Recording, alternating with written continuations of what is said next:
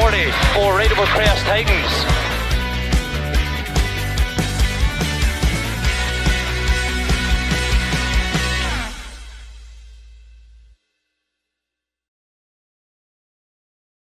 The penultimate round of the Britpart All-Wheel Drive Championship in association with Whitchurch MOT Centre and Parr Homes saw Ian Gregg taking victory overall. But it would be Andy DiGiulio taking maximum championship points away from round 7, strengthening his place at the top of the standings going into the final round. And round 8? Well, that was the very next day.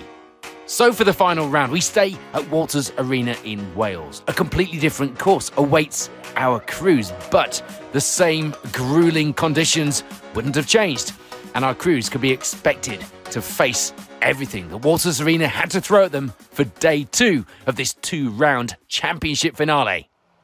On to the first runs then, and once again it would be Ian Gregg and Jason Noakes leading the way. They were enjoying trying the new Polaris on some faster sections today, and it was performing very well. Second at this stage will be Mark Hones. Times on the second run of the day would be much more in line with the leaders, but he'd be 20 seconds back at this stage. Douglas Devonall-Batt would be chasing the championship victory. It wasn't over yet.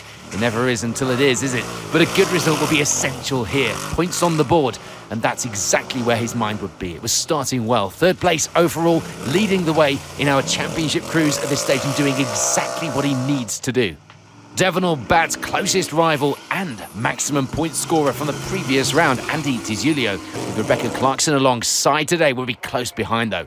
2 seconds, the gap in fact. So the battle was well and truly on for victory here at the final round. And having crashed out yesterday, Ian Childs and Helena Wilcox-Charles will be having a much better run today. They end the morning's first few runs in 5th place overall, lying 2nd in the class as well. Max Cook started the day off exactly where he finished on the Saturday. 6th place overall, 3rd of the Class 5 crews at the top of the leaderboard. And day 2 will be starting much better for Mark Jacks, lying 2nd place in Class 9 at this stage, 7th on the overall leaderboard. A slightly more cautious start to the opening run, the difference between that place and a potential podium at this stage.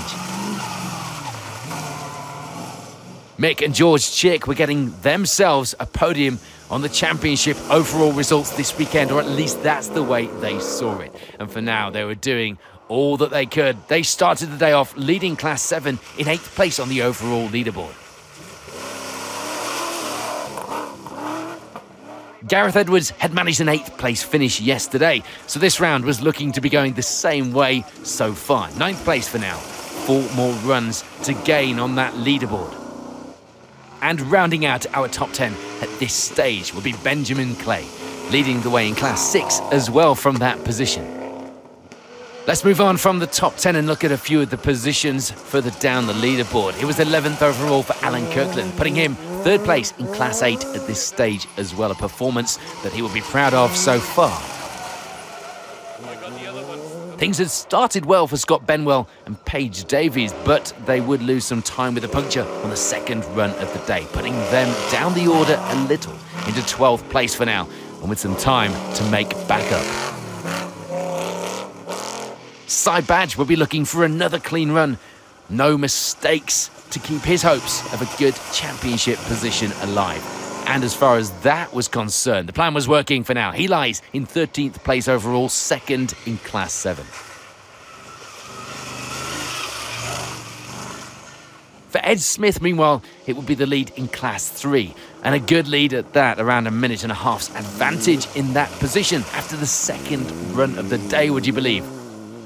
That lead in the class over this man, Nick Pritchard, lying a few positions back on the overall results in 18th as well for now. And Harry Nicol had sorted the previous day's problems out. He'd have Emily Sibley alongside this time out, and they were building up their confidence, although they would have a bit of an issue with the gearbox, a bit of a vibration on the car to look at. For Mark Allard, it would be 3rd place in Class 6, lying in 20th place overall, just a handful of seconds behind Nicol. And it was a puncture on the second run of the day, slowing Kieran Jones and Eloise Donovan down a little. But aside from that, they didn't feel that the car was really that well set up for the faster course today here at Walters Arena.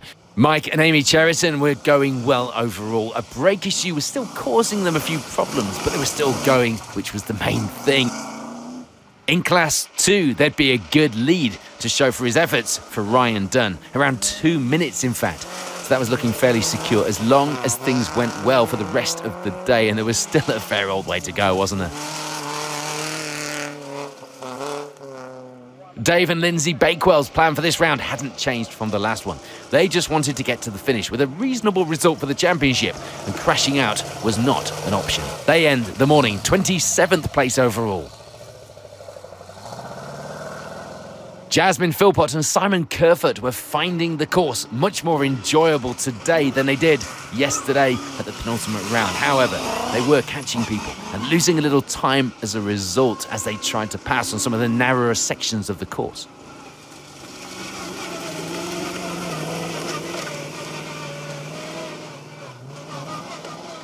Reese and Sean Mattison would take an early lead in Class 1, just what they needed. They were going well and with a good enough advantage now that they just needed to manage that to the finish. With a new prop shaft made overnight, Paul and Nathan Kite were able to have a relatively clean run over the morning, lying second in Class 4, 35th overall. And after breaking the body mount on the car yesterday, Andy Whittle had some work to do overnight to get the car sorted. Thankfully, he would make it to the start of the day and things were working well, lying second in Class 2.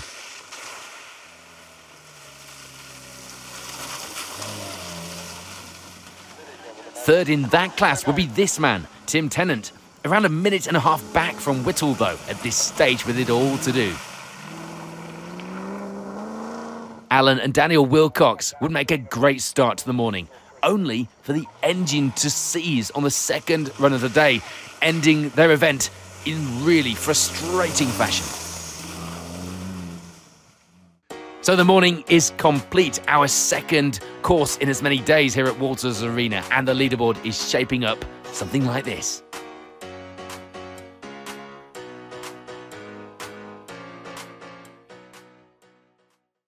We head back out then for the next few runs, and we are heading fast towards the end of this championship. It would almost be game over for Ian Gregg and Jason Noakes. They almost ran out of road. Luckily, they keep it going without any real issues, keeping hold of the lead as well. There would be change, though, for Andy DiGiulio and Rebecca Clarkson, but not because of any trees. They moved the right way up the order to end this pair of runs in second place now, leading our championship cruise. And this would in part be down to a big blow for our title fight, the loss of Douglas Devenall Batt, retiring on run 3. The times were still looking good, meanwhile, for Ian Charles and Helena Wilcox-Charles. They lead the way in Class 8, lying in third place overall now after gaining a few positions. And indeed, a similar story for most of our crews behind, as we had also lost Mark Holmes from the top of the leaderboard with a maximum on run 4, dropping him down to 37th. So for Max Cook, it would now be 4th, looking good for another strong result here this weekend. Gareth Edwards also gains 4 positions to move up into 5th place now, with times moving him to 2nd in Class 9 as well. For Alan Kirkland, it would be 10th place in the class. His battle for Class 8 was moving the right way, as well as the overall times, of course. Mick and George Chick would still be hanging on to their lead in Class 7. A good lead in the class as well. They end run 4 in 7th overall. And Scott Benwell and Paige Davies were clawing their way back up the order after the morning's puncture. They end this pair of runs in 8th place overall, now leading the way in Class 6. They would have swapped places in the class with Benjamin Clay, now moving down to 2nd place in the class, although he does gain a position overall on the order to lie 9th for now. And rounding out our top 10 for now would be Ed Smith. Delighted to be here and still holding on to a lead in Class 3 as well. So 4 runs complete, 2 more to go today at the final round and for that championship fight. The results are looking like this so far.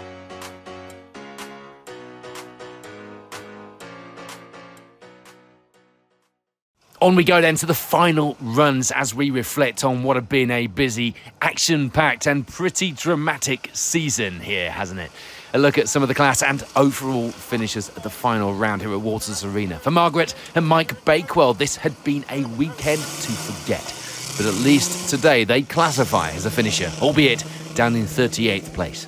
It was a pretty rough end to the event for Andy Whittle as well, running wide and falling into a ditch. He'd actually be helped back onto his wheels by the Bakewells and would finish just ahead in 37th. Both wallowing down there together, but at least the camaraderie had not gone anywhere.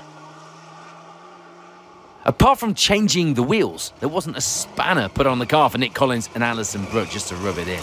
A good end to the event for that reason as the pair round off the season with minimal work to do on the car. There's trouble brewing, though, for Mike and Amy Cheriton. The throttle cable going on run 6. They borrowed some tools from a marshal to make a temporary hand control to get them to the finish of the event. No such troubles, though, for Reese and Sean Mattison this round. It was class victory, but it wasn't without its problems, breaking the shock on the front left again. Thankfully, the team were well versed in fixing this now. They got them back out for the remaining runs. In Class 2, there'd be a little change for Tim Tennant. He reaches the end of the event second place in the class after moving up to that position through the final runs. It had been a steep learning curve and it was still going for Brian Birch. Some changes to the shocks on the car on this round would see things going a little better, ending the event with 22nd place overall. And things had gone pretty smoothly for most of the day for Paul and Nathan Kite. Right up until, that is, one of the last corners of the last run when they hit a tree. Thankfully, only a small one and with minimal damage, but it did cost them some time. They end the event second place in Class 4. In Class 2, again, there'd be no change at the top. Ryan Dunn taking the class victory at round 8 with 23rd overall. And it had been a good, clean run for Morgan and Carl Box, taking victory in Class 8. They did have a bit of a moment on one of the corners when they forgot it was there, but they get away with it, getting to the finish with that strong result in the class in the bag.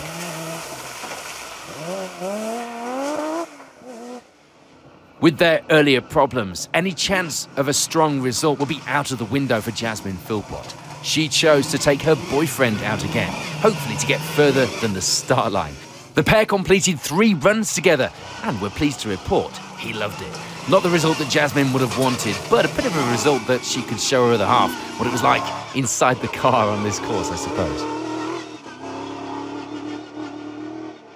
Kieran Jones and Eloise Donovan would be happy with the finish on this round, taking the Class 4 victory in the process as well as sticking to the brief. They felt that they could have done better with some different tyres and proper gearing on the car, a proper setup for this course perhaps. But they made the best of what they had and they got to the end with a pretty good result.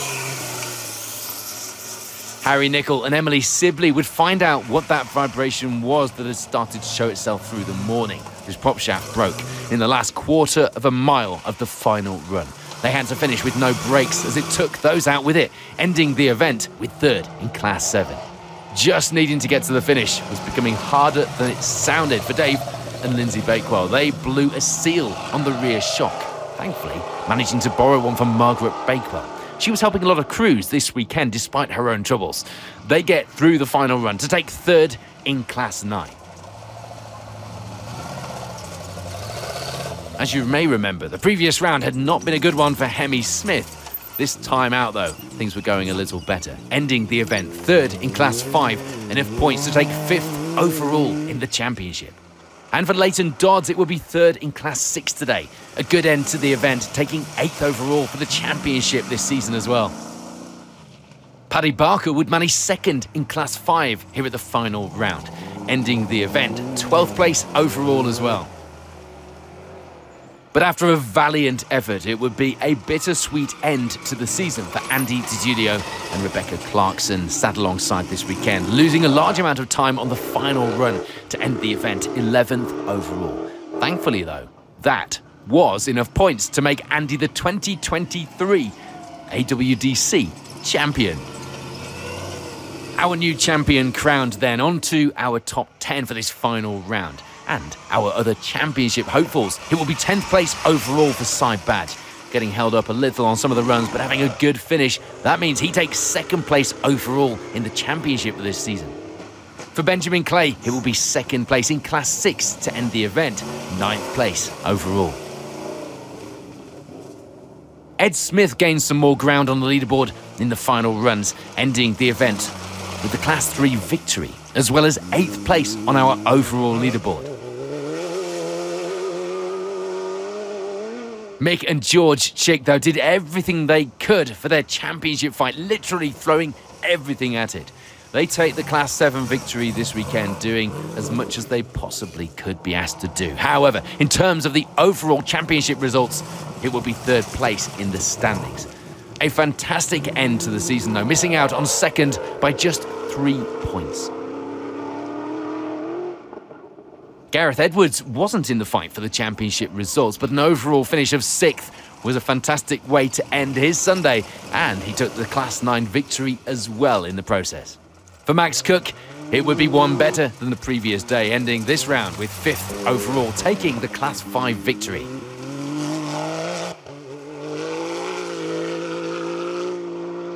It would be a fantastic way to end the season for Scott Benwell and Paige Davies. They climb all the way up to 4th place overall, taking the Class 6 victory.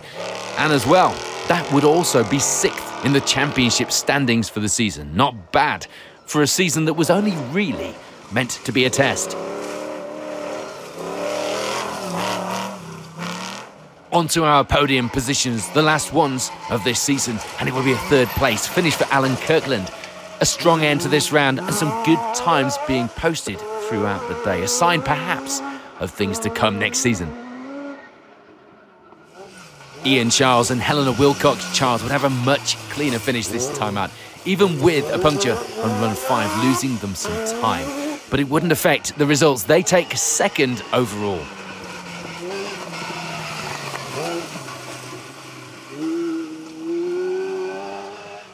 But taking victory for the 2nd time in as many days and in as many rounds would be Ian Gregg and Jason Noakes. They backed off a little, in fact, when they knew the others around them were having problems. But once again, they show a clean set of heels, finishing with no issues on the new car. The best possible result they could have hoped for, and some real promise going into the winter break. So with the final round of the season complete, the results at the top of the leaderboard look like this.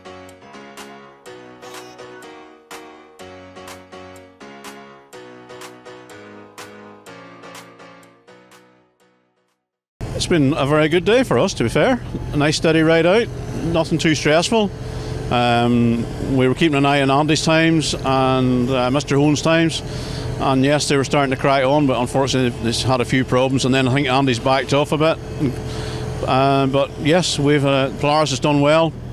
Just did a few nuts and bolts of checks, and everyone's good. My navigator was good, so all's good and ends well.